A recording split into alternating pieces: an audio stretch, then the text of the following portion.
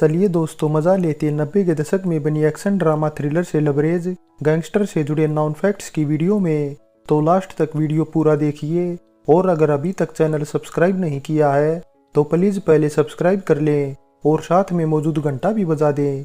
20 अक्टूबर 1995 को release gangster में lead role में देवानंद, ममता कुलकर्णी, अजीत खान, मन्नू गर्गी, मिंक, आलोकनाथ, अमिता ननगिया, नवनीत निशान, अर्जुन, जोगिंदर शैली, राकेश बेदी, दीपशिका नागपाल, आरती नागपाल, अनिल धवन, अनंत महादेवन, सुधीर और दीपक तिजोरी के अलावा कई और जूनियर कलाकार नजर आए थे। फिल्म के डायरेक्टर, प्रोड्यूसर और राइटर थे देव आनंद। गैंगस्टर है उसका नाम जिसके दिल में है शैतान। मुझे हथकड़ी लगाकर आपने और आपके खरीदारों ने कानून की कब्र खो दी है। फिशर नहीं, इसे अपना यमदूत समझो जो तुम सबकी मौत के दरवाजे पे खटखटा रहा है। संगीतकार थे जतिन ललित, तो गीतकार MG असमत के लिए 8 सॉन्ग रखे गए थे।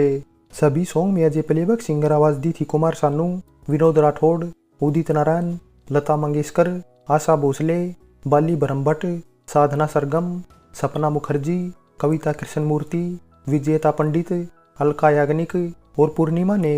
सॉन्ग थे एक लड़की मिली खूबसूरत लगी, मैंने प्यार किसी से किया, क्यों किया मुझे क्या पता। जागोरी बांगड़ की तेरी कमर पे चोटी लग के है, नार नवेली तूफानी अदाए तेरी हटके है। जानो मैं जाने तू प्यासी मैं प्यासा तू, आए हवा में तेरी खुशबू बाहों में आके झूमा मैं झूमा मैं झूमा नजरी मिला के।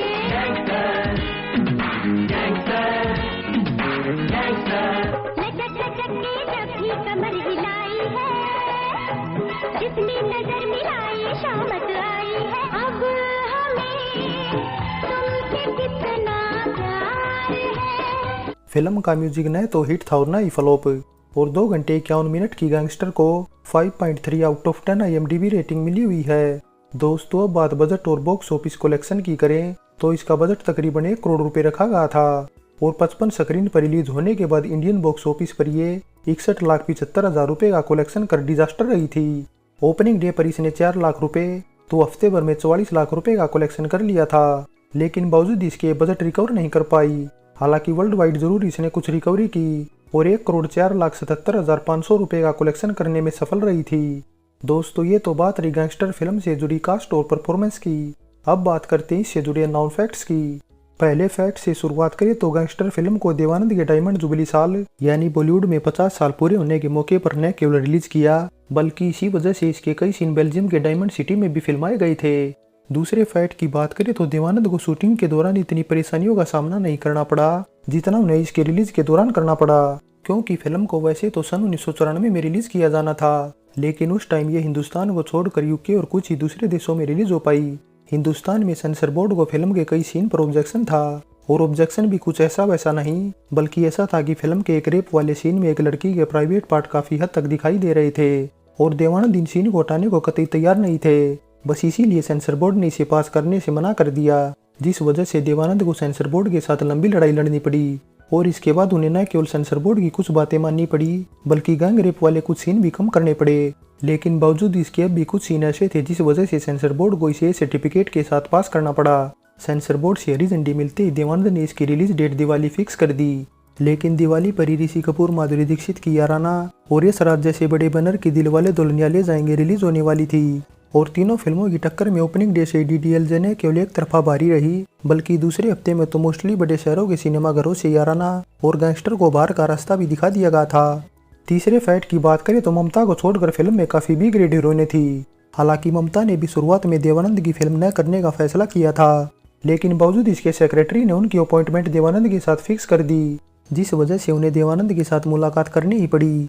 और जब वे उनसे मिली तो न केवल उनकी बातें सुनकर पिघल गई बल्कि उनके बात करने के अंदाज ने भी उनका दिल जीत लिया और देवानंद जो कुछ कहते रहे ममता न केवल उन्हें सुनती रही बल्कि हाँ में जवाब भी देती रही। इसीलिए वे फिल्म करने से मना भी नहीं कर पाई।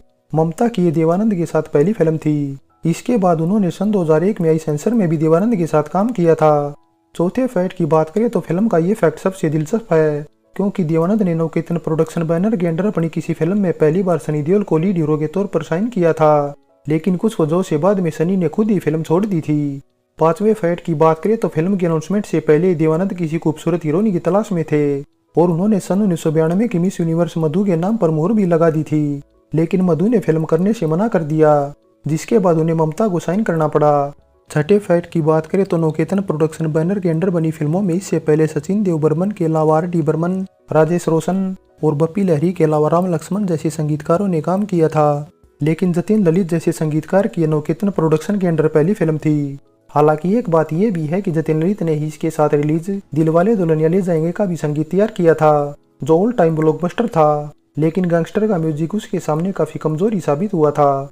सातवें फैक्ट की बात करें तो हिंदी फिल्मों में देवानंद से कुछ टाइम पहले ही डेब्यू करने वाले वेटरन एक्टर अजीत खान ने देवानंद के साथ 70 के दशक में छुपा रुस्तम, शरीफ बदमाश, वारंट, जाने मन, साहिब बहादुर और देश परदेश जैसी फिल्मों में काम किया था, लेकिन अजीत ने साल 1985 में फिल्मों से टेम्परेरी ब्रेक ले लिया था और फिर जब उन्होंने 90 के दशक में दोबारा से वापसी की तो कई फिल्मों में वे पॉजिटिव रोल में भी नजर आए थे, लेकिन बावजूद इसके उनके पिछले ट्रैक रिकॉर्ड को देखते हुए देवानंद ने उन्हें अपनी फिल्म में मेन विलन साइन कर लिया। गैंगस्टर अजीत खान की देवानंद के साथ तो लास्ट फिल्म थी ही, साथ ही करियर की भी लास्ट फिल्म बनकर रह गई। आठवें फैक्ट की बात करें तो बॉक्स ऑफिस पर फिल्म की बुरी हालत देखकर देवानंद ने फैसला किया कि अब वे आगे कोई एक्शन फिल्म नहीं बनाएंगे, इसीलिए नवकेतन प्रोडक्शन बैनर के अंडर बनी अगली फिल्म मैं 16 बरस के जैसी फिल्म को फुल्ली रोमांस ड्रामा पर बनाया था। नौवें फैक्ट की बात करें तो गैंगस्टर एक ऐसी फिल्म थी जिसके एक नहीं बल्कि 4 सिनेमेटोग्राफर थे और उन्हीं में से एक थे डी.के. प्रभाकर, जो 60 के दशक में नवकेतन प्रोडक्शन से जुड़े थे।